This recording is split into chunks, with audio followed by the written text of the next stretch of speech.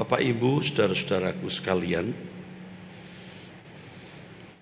pasti kita sudah pernah mendengar, atau paling tidak sebagian besar saudara mendengar dan tahu bahwa hubungan kita dengan Yesus itu hubungan mempelai.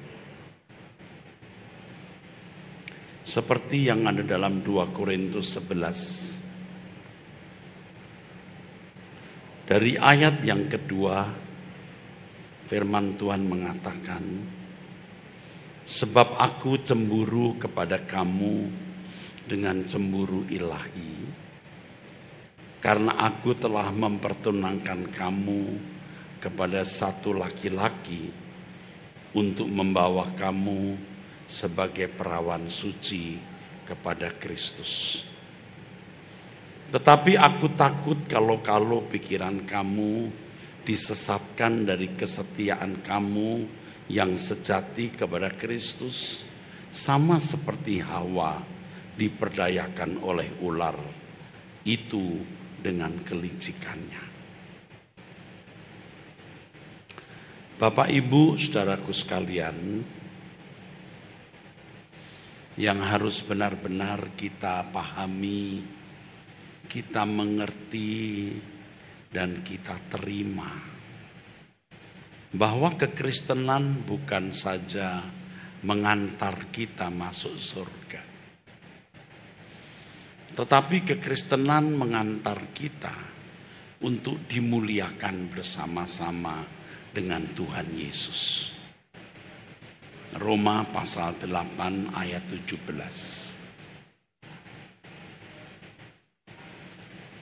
Allah Bapa menunjuk dan mempercayakan Yesus menjadi Raja alam semesta suatu hari nanti.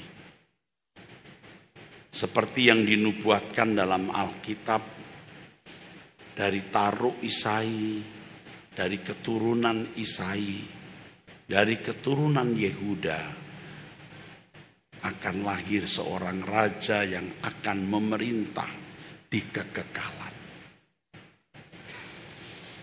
Dan kita semua adalah orang-orang yang bersama-sama dengan Tuhan Yesus mewarisi kerajaan surga. Tuhan Yesus berkata, "Jangan takut hai kamu kawanan kecil." Ia berkata kepada murid-muridnya, kawanan kecil, murid-muridnya yang meninggalkan segala sesuatu, mengikut Yesus dengan penderitaan dan banyak ancaman. Jangan takut hai kamu kawanan kecil, karena Bapakmu berkenan memberikan kerajaan itu bagi kamu. Saudara-saudaraku,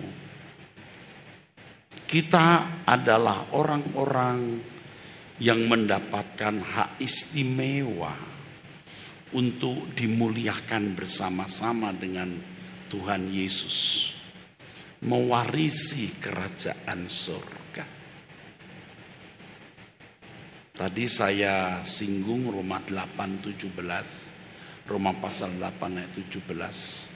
Firman Tuhan mengatakan, jika kita adalah anak, kita juga adalah ahli waris. Maksudnya orang-orang yang berhak menerima janji-janji Allah, yang akan menerimanya bersama-sama dengan Kristus. Yaitu jika kita menderita bersama-sama dengan Dia, kita juga akan dipermuliakan bersama-sama dengan Dia. Kita harus berpikir besar. Berpikir besar. Berpikir tidak wajar. Warisan sebesar apapun yang dapat diberikan oleh konglomerat dunia tidak ada artinya dibanding dengan warisan yang diberikan Allah Bapa Elohim Yahweh kepada Tuhan Yesus bersama-sama dengan kita. Jadi proyeksi hidup kita itu ke sana, saudara. Arah tujuan hidup kita itu ke sana. Saya mengerti ada orang-orang yang sudah tidak sanggup lagi memikirkan dan menerima hal ini. Pemikirannya dangkal, miskin.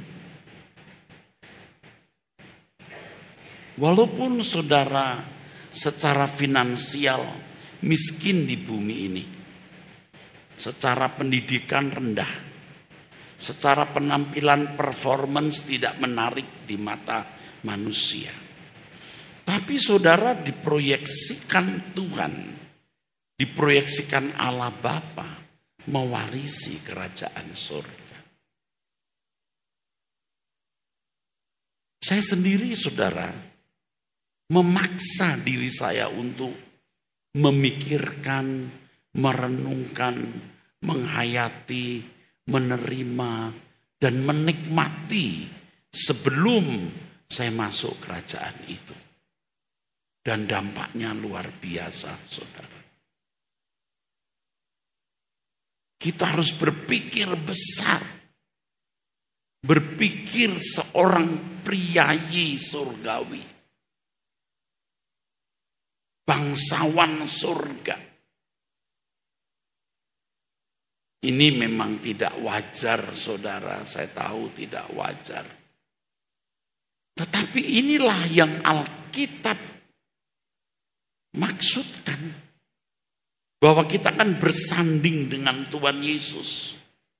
Itulah sebabnya di dalam kitab Wahyu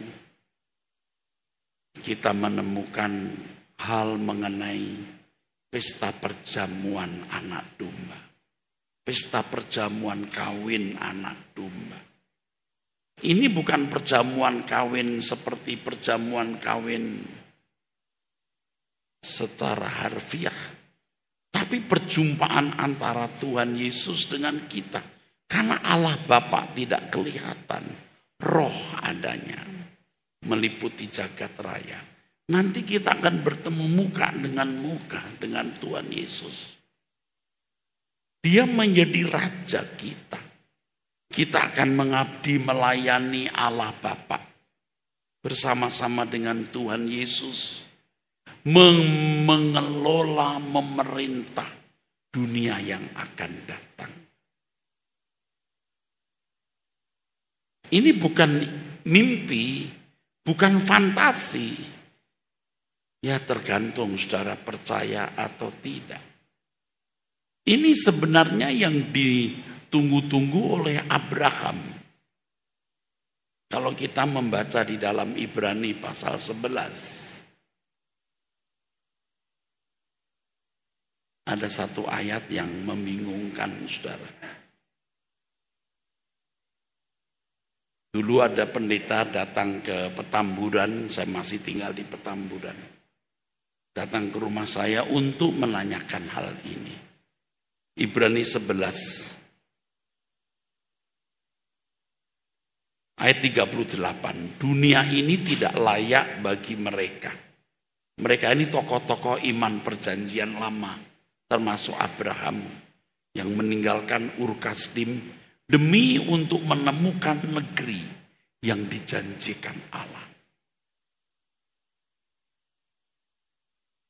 Mereka mengembara di padang gurun dan di pegunungan, dalam gua-gua dan celah-celah gunung. Mereka menjadi musafir. Padahal Abraham kalau tidak keluar dari lembah Sumeria di Ur Kasdim, mereka orang-orang yang memiliki peradaban. Tetapi ketika Abraham diperintahkan Tuhan keluar dari negerinya, dari sanak familinya, ke negeri yang Tuhan akan tunjukkan, Abraham meninggalkan kampung halaman, negeri dan sanak familinya, menjadi bangsa nomaden, bangsa pengembara. 39. Dan mereka semua tidak memperoleh apa yang dijanjikan itu. Apa yang dijanjikan? Negeri yang direncanakan dan dibangun oleh Allah sendiri. Ayat 8, 9, 10 di Ibrani 11. Tentu kita tidak cukup waktu untuk membaca semua. Sekalipun iman mereka telah memberikan kepada mereka suatu kesaksian yang baik. Iman tokoh-tokoh perjanjian lama itu memberi kesaksian yang baik. Tapi mereka tidak memperoleh apa yang dijanjikan itu. Sekalipun iman mereka telah memberikan mereka suatu kesaksian yang baik. Mengapa? Sebab Allah telah menyediakan sesuatu yang lebih baik bagi kita. Ternyata itu diperuntukkan kita. Tanpa kita, mereka tidak dapat sampai kepada kesempurnaan. Tanpa kita, mereka tidak dapat lengkap. Kesempurnaan di sini teleos, lengkap. Maksudnya apa? Kalau kita membaca Ibrani pasal 12, kita membaca mengenai perlombaan yang diwajibkan, di mana kita harus tekun memandang Yesus yang memimpin kita dalam iman, yang membawa iman kita kepada kesempurnaan, dengan mengabaikan kehinaan, tekun memikul salib, ganti sukacita yang disediakan bagi Dia yang sekarang duduk di sebelah kanan tahta Allah, menerima kuasa pemerintahan. Yesus telah menerima kuasa pemerintahan. Kerajaan surga wilayahnya ada. Sebab suatu negara eksis kalau ada wilayah. Ada pemerintahan. Ada hukum. Wilayah surga ada. Pemerintahannya, rajanya ada. Tapi hulu balangnya yang belum ada. Kitalah hulu balang itu. Maka dikatakan tanpa kita, mereka tidak dapat sampai kepada kesempurnaan. Abraham dan tokoh-tokoh iman menantikan negeri yang akan datang. Yesuslah raja yang dihadirkan, menebus dosa, dan memimpin umat pilihan untuk menjadi hulu balang, untuk menjadi raja-raja bersama-sama dengan Dia. Dikatakan dalam kitab Wahyu begitu, saudara ya. Bukan R besar, tapi R kecil. Artinya pemerintahan. Yesus menjadi raja. Tetapi hulu balang pemerintahannya yang akan mewarisi kerajaan bersama Dia belum cukup, belum ada. Atau belum cukup. Kitalah yang dinantikan itu, saudara.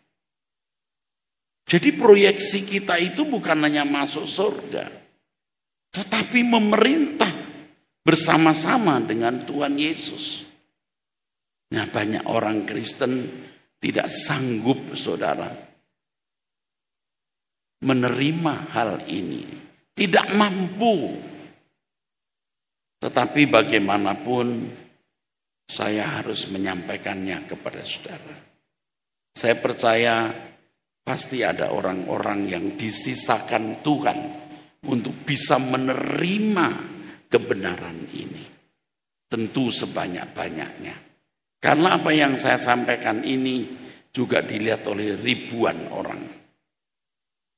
Ya, dilihat oleh ribuan orang melalui YouTube.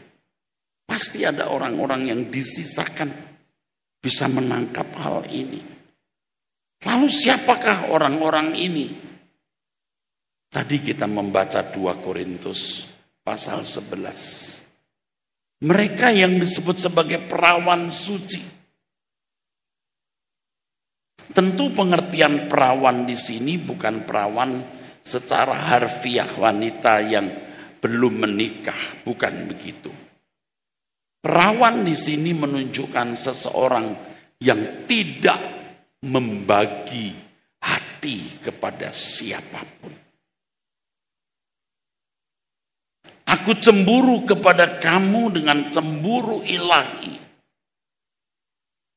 Jadi Paulus mewakili Tuhan Yesus.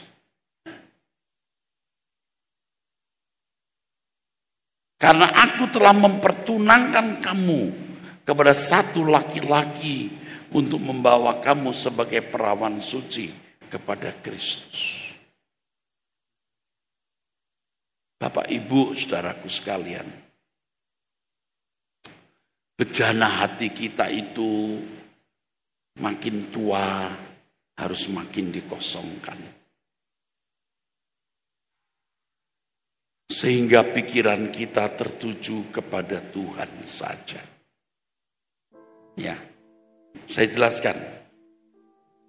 Tetapi aku takut kalau pikiran kamu disesatkan dari kesetiaan kamu yang sejati. Ada kesetiaan yang sejati. Tentu ada kesetiaan yang palsu. Saudara dari kecil Kristen sampai umur 30, 40, 50, 60, 70 tahun. Apakah ini kesetiaan? Belum tentu. Apa itu kesetiaan yang sejati? Mari kita belajar. Aku takut kalau pikiran kamu disesatkan dari kesetiaan kamu yang sejati kepada Kristus. Sama seperti Hawa diperdayakan oleh ular itu dengan kelicikannya. Nah, kita sekarang melihat Kejadian pasal 3. Kita melihat kisah bagaimana Hawa diperdaya oleh ular. Sehingga Adam dan Hawa gagal menjadi kekasih Allah, menjadi anak Allah yang memerintah. Sebenarnya Adam dan Hawa, Adam ini the first king, raja pertama di bumi. Dipercayakan bumi ini kepada Adam. Kalau Adam tidak jatuh dalam dosa, tidak dibutuhkan Adam kedua, Yesus Kristus. Kalau Adam tidak jatuh dalam dosa, anak-anaknya semua menjadi pewaris-pewaris jagat raya yang tidak terbatas ini. Tetapi Adam gagal. Namun demikian Allah merancang dari keturunanmu Abraham, semua bangsa akan diberkati. Maksudnya dari keturunan Abraham akan lahir juru selamat. Dan dari juru selamat inilah datang kerajaan Allah. Dan keturunan Abraham seperti bintang di langit. Dan itu sebenarnya bukan sebuah hiperbola. Memang kenyataannya keturunan manusia akan terus berkembang memenuhi jagat raya ini. Mestinya Adam pertama yang menerima mandat itu. Tapi Adam gagal, Tuhan Yesus Adam kedua. Oke, kita lihat ayat yang ke-6. Kejadian pasal 3 ayat 6. Perempuan itu melihat bahwa buah pohon itu baik untuk dimakan dan sedap kelihatannya. Lagi pula pohon itu menarik hati karena memberi pengertian. Lalu ia mengambil dari buahnya dan dimakannya dan diberikannya juga kepada suaminya yang bersama-sama dengan dia dan suaminya pun memakannya. Apa hubungannya pernyataan Paulus tadi? Aku takut kalau kamu disesatkan dari kesetiaanmu yang sejati kepada Kristus. Seperti Hawa diperdaya oleh ular. Sederhana saja saudara. Pada intinya begini. Hawa melihat kemungkinan ada kenikmatan yang dilarang Allah. Ada kenikmatan yang dilarang Allah. Jangan kamu konsumsi. Jangan kamu nikmati.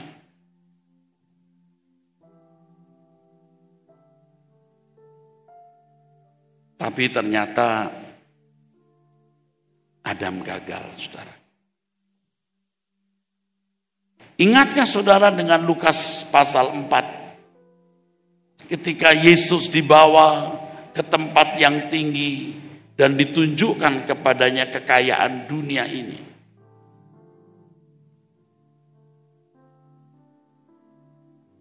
Iblis berkata,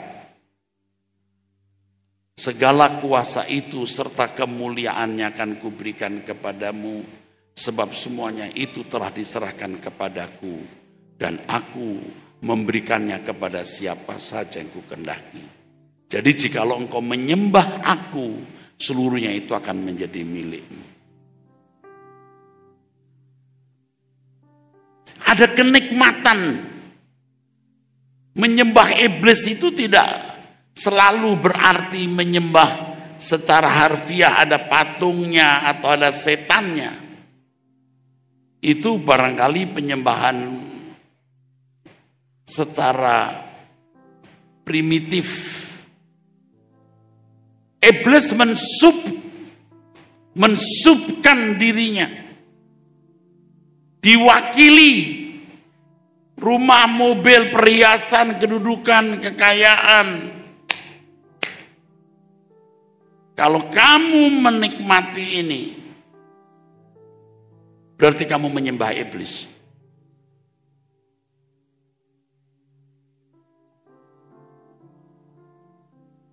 Saya tadi mengucapkan kata tidak wajar.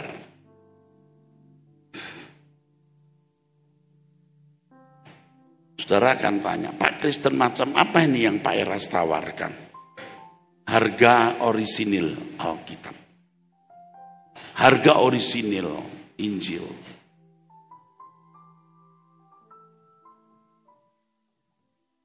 Yesus menolak. Lalu berkata, kamu harus menyembah Tuhan Allahmu dan hanya kepada Dia saja kamu berbakti. Menyembah di situ proskuneo, artinya memberi nilai tinggi, sangat menghormati. Dalam bahasa Ibraninya sakah, tunduk. Banyak orang tunduk ke uang, tunduk ke harta. Dan demi itu dia buat apa saja. Tidak jujur, bunuh orang, singkirkan orang. Lihat majikannya ini. Ini namanya mamon yang tidak jujur. Tidak jujur itu artinya tidak bisa dipercayai. Maka ada satu kalimat yang sering saya katakan hari-hari terakhir ini.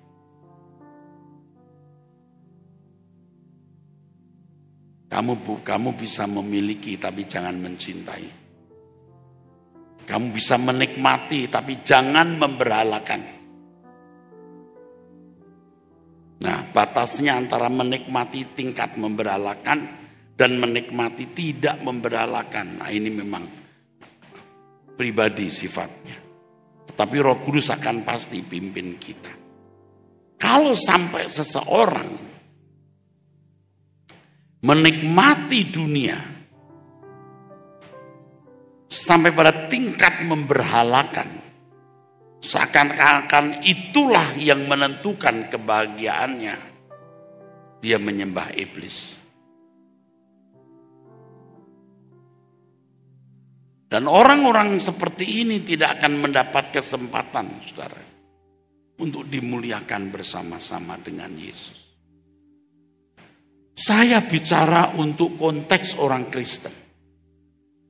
Kalau bagi orang yang bukan umat pilihan, mereka bukan mempelai. Orang dikatakan selingkuh kalau dia sudah punya pasangan.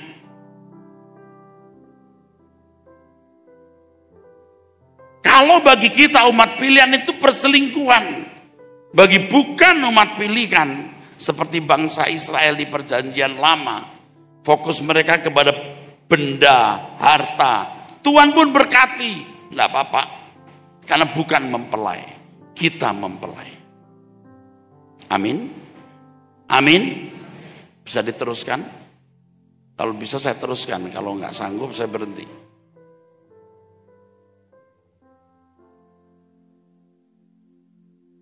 Ini privilege, hak istimewa, diproyeksikan untuk memerintah bersama Yesus.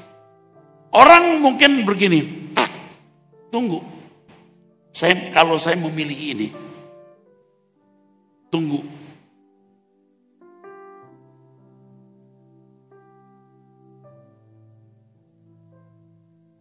Maka tadi saya katakan makin tua, bejana hati kita itu harus makin dikosongkan. Kalau anak-anak muda belum sanggup meninggalkan percintaan dunia, ya kita masih maklum dan Tuhan juga toleransi. Tidak apa-apa. Tapi semakin kita mau dijemput Tuhan, kita mestinya harus mengosongkan bejana. Ada seorang remaja yang dipanggil Tuhan meninggal, dan itu mendukakan hati saya. Saya berharap dia tidak meninggal. Dia punya penyakit yang langka. Saya sempat mendoakan dan saya sempat mempertahankan nyawanya dalam doa. Artinya waktu mamanya SMS saya, Tuhan, beri kesempatan anak ini untuk hidup. Ganteng, cakep. Lalu kemudian meninggal, saudara. Jadi SMS ada perasaan kecewa yang merambat di hati saya. Aduh Tuhan, kenapa anak ini meninggal? Tapi 2-3 hari kemudian saya mendapat video anak ini sebelum meninggal. Dia nyanyi. Kadang-kadang ya orang Kristen ya, jangankan bicara mengenai dimuliakan bersama Yesus. Pulang ke surga saja tidak sanggup, nggak mampu memikirkan dan tidak tertarik. Apalagi tingkat dimuliakan bersama Yesus. Nanti Bapak Ibu ya makin habis-habisan untuk Tuhan, nekat sesuci-sucinya, rela mempersembahkan apapun yang kita miliki untuk Tuhan. Ya, kita rela teraniaya, tidak membalas kejahatan dengan kejahatan. Pokoknya entek, baru saudara bisa loh. Baru bisa. Nah, kadang-kadang orang belum sampai ke situ atau tidak mau ke situ.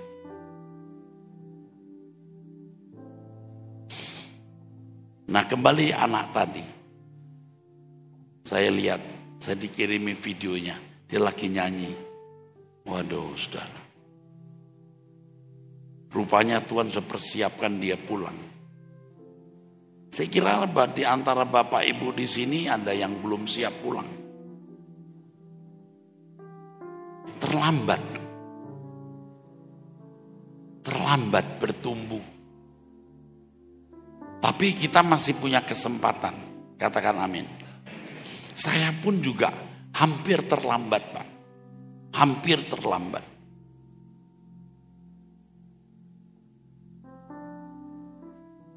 Saudara percaya ada kerajaan surga?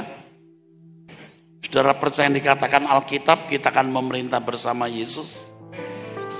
Oke, boleh tepuk tangan.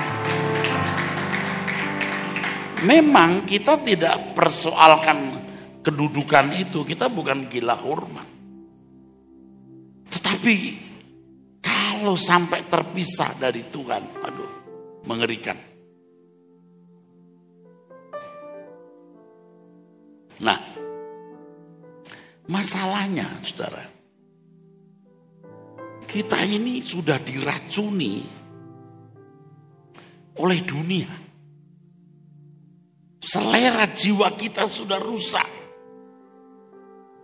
Ibarat orang Jawa sudah biasa makan gudeg soto. Ketika diberi spaghetti, apalagi masakan Timur Tengah, nggak nyambung lidahnya. Harus diganti dulu itu cita rasa jiwanya. Dan itu harus ada usaha. Itu tidak bisa otomatis. Kesenangan-kesenangan nonton, kesenangan-kesenangan hobi harus dilepas. Doa. Supaya kehausan saudara akan Allah itu tumbuh. Gak bisa kalau gak dilatih. Gak bisa. Saya sama seperti saudara, punya hobi dan kesenangan-kesenangan. Saya sudah berkali-kali bersaksi hobi saya. Tapi sekarang saya lepaskan. Benar-benar saya lepaskan ya. Saya benar-benar lepaskan. Saya terus memberi waktu untuk banyak duduk diam di kaki Tuhan. Apalagi saya seorang hamba Tuhan.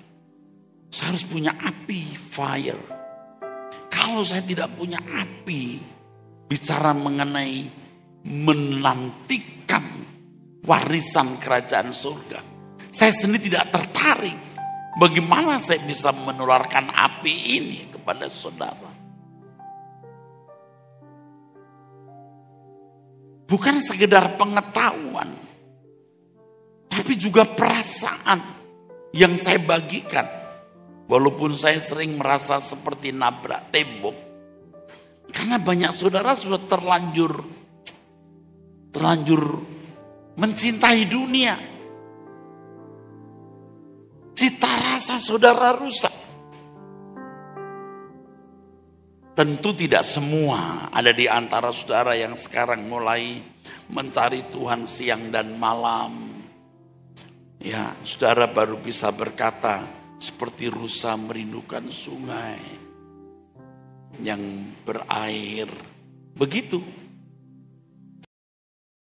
Jangan merasa gagal hanya karena saudara gagal studi, gagal rumah tangga atau gagal apapun. Hidup yang sesungguhnya itu nanti, saudara. Ayo kita membangun kehidupan anak Allah yang layak dimuliakan bersama-sama dengan Tuhan Yesus. Anda tidak akan pernah menemukan Tuhan kalau sudah tidak melepaskan semuanya. Yesus sendiri berkata di Lukas pasal 14 ayat 33 bahwa kita harus melepaskan segala sesuatu. Memang ini tidak mudah, saudara. Tapi saudara harus belajar bagaimana hati saudara dipenuhi oleh Tuhan. Kecintaan saudara hanya pada Tuhan. Mungkin saudara berkata, apakah itu mungkin, Pak? Sangat mungkin. Di perjanjian lama saja, pemazmur di Mazmur 73 ayat 25-26 bisa berkata, siapa gerangan ada padaku di surga selain engkau? Selain engkau tidak ada yang kuingini di bumi. Jadi perawan artinya tidak membagi hati kepada siapapun dan apapun. Kita harus berjuang untuk itu. Menanggalkan ikatan-ikatan di dalam jiwa kita. Pasti kita tahu apa yang mengikat diri kita. Apalagi kalau kita sudah membawa diri kita di hadapan Tuhan dalam doa dan berkata, Tuhan, masih adakah ikatan di dalam diriku? Jadi kita harus serius. Kalau sungguh-sungguh kita percaya Allah itu ada, Allah itu hidup dan memberi upah kepada barang siapa yang mencari Dia dengan sungguh-sungguh. Ibrani 11 ayat yang ke-6. Kita harus berkata, Tuhan, Masih adakah dosa yang kulakukan?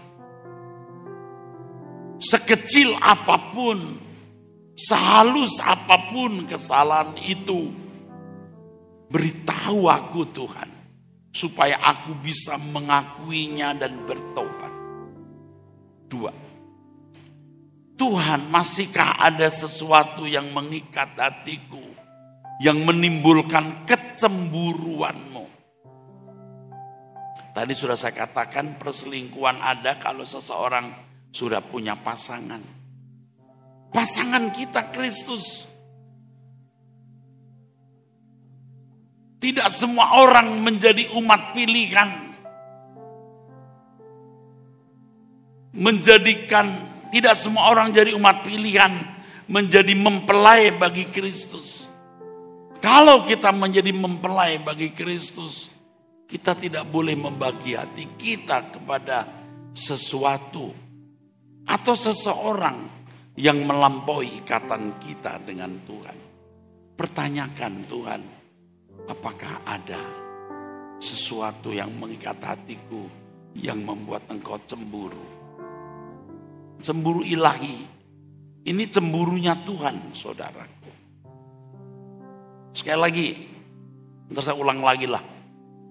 Tidak ada kata perselingkuhan kalau belum punya pasangan. Katakan amin. Kita punya pasangan.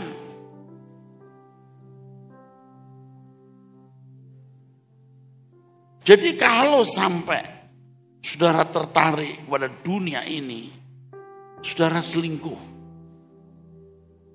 Saudara harus bekerja keras, cari nafkah, punya uang, tidak salah. Jangan terikat. Mestinya standarnya, baik kau makan atau minum atau melakukan sesuatu yang lain, lakukan semua untuk kemuliaan Allah.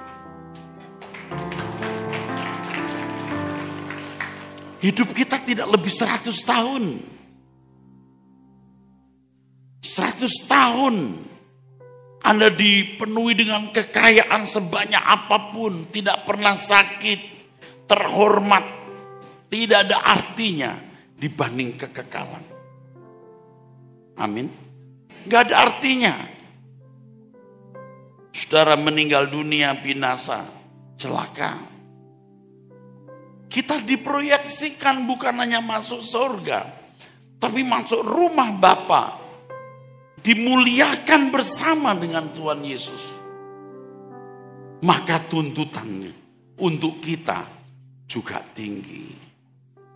Jika kita anak, kita juga adalah ahli waris. Yaitu jika kita menderita bersama-sama dengan Yesus. Menderita bukan karena kita salah. Penderitaan karena kita membela pekerjaan Tuhan. Seperti Bapa mengutus Yesus, Yesus mengutus kita. Seluruh hidup kita adalah pelayanan. Mestinya Kristen yang benar adalah full timer untuk Tuhan. Saya heran ya, selama ini orang berpikir yang full timer itu yang bekerja di gereja. Salah. Semua kita full timer. Ukuran full timer kita bukan pada waktu. Ukuran full timer kita terletak pada hati. Motivasi hidup kita. Maka yang pertama, masih adakah dosa yang kulakukan Tuhan? 2, masih adakah keinginan-keinginan dalam hatiku yang tidak sesuai dengan kehendak-Mu? Kesenangan-kesenangan yang membuat aku tidak setia. Yang ketiga, adakah motivasi yang tidak murni dalam hatiku? Aku hidup hanya bagi-Mu Tuhan. Seperti yang dikatakan Paulus di Filipi 1 ayat 21. Bagiku hidup adalah Kristus dan mati adalah keuntungan. Semua kita adalah full timer. Semua kita adalah hamba Tuhan. Katakan amin. Saudara nangkep gak ya saya ngomong ini ya?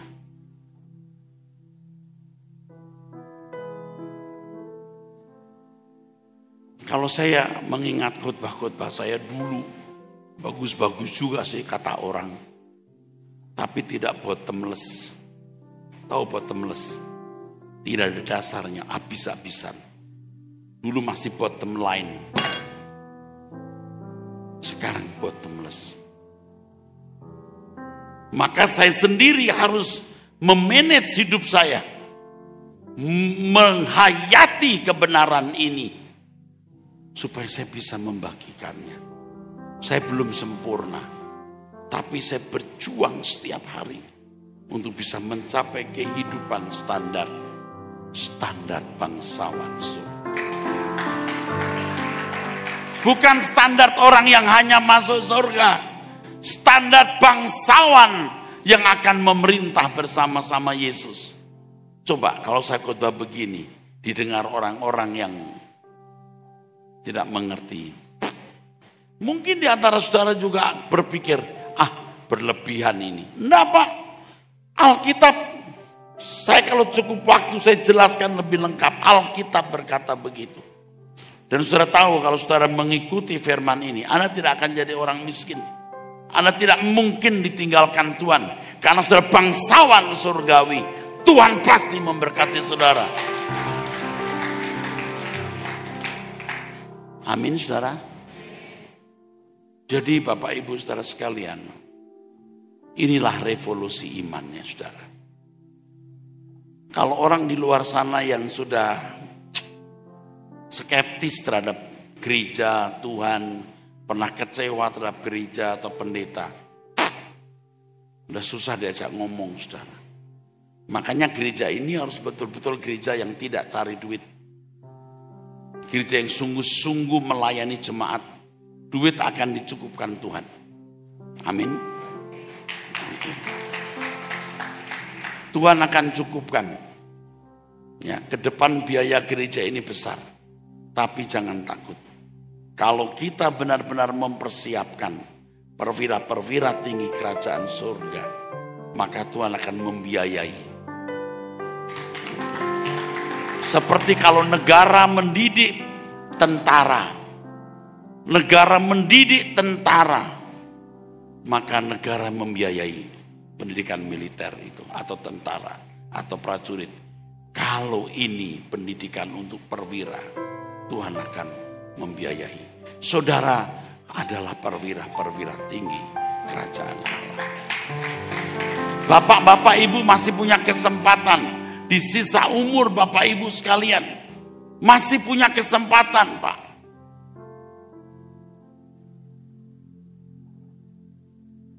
Harus bottomless, harus habis-habisan. Karena memang proyeksinya ini. Kalau suatu hari saudara melihat kemuliaan Allah, pasti.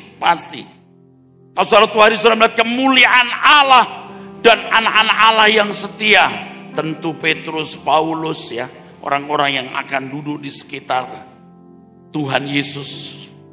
Saudara melihat begitu agungnya, apapun yang saudara pernah persembahkan di bumi, nggak ada artinya dibanding kemuliaan itu. Itulah sebabnya Paulus mengatakan dalam kitab Roma. Dalam kitab Roma, di mana Paulus mengatakan di ayat 17, bahwa kita ahli waris. Itu ayat berikutnya. Sebab aku yakin bahwa penderitaan zaman sekarang tidak dapat dibandingkan dengan kemuliaan yang akan dinyatakan kepada kita. Renungkan ini. Goreskan di dalam hati saudara. Jangan lupa. Kita diproyeksikan untuk dimuliakan bersama dengan Tuhan Yesus. Tentu khotbah satu kali belumlah membuat saudara cukup mengerti. Tapi saya akan datang lagi ke sini. Dan melengkapi apa yang harus saya sampaikan. Saudara diberkati? Saudara mengerti? Amin? Ini memang luar biasa saudara. Saya diubahkan Tuhan luar biasa.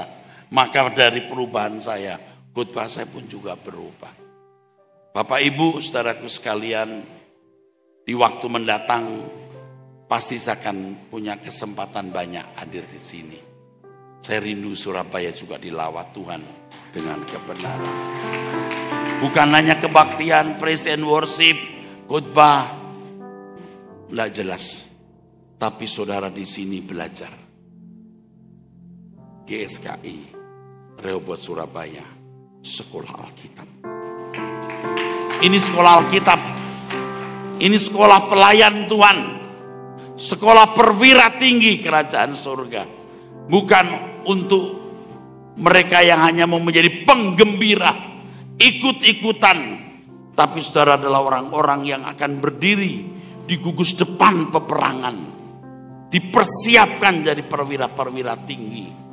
Dengan kebenaran firman yang akan saudara terima terus. Anda dibentuk menjadi bangsawan surgawi. Sementara saudara juga saya ajak untuk berdoa.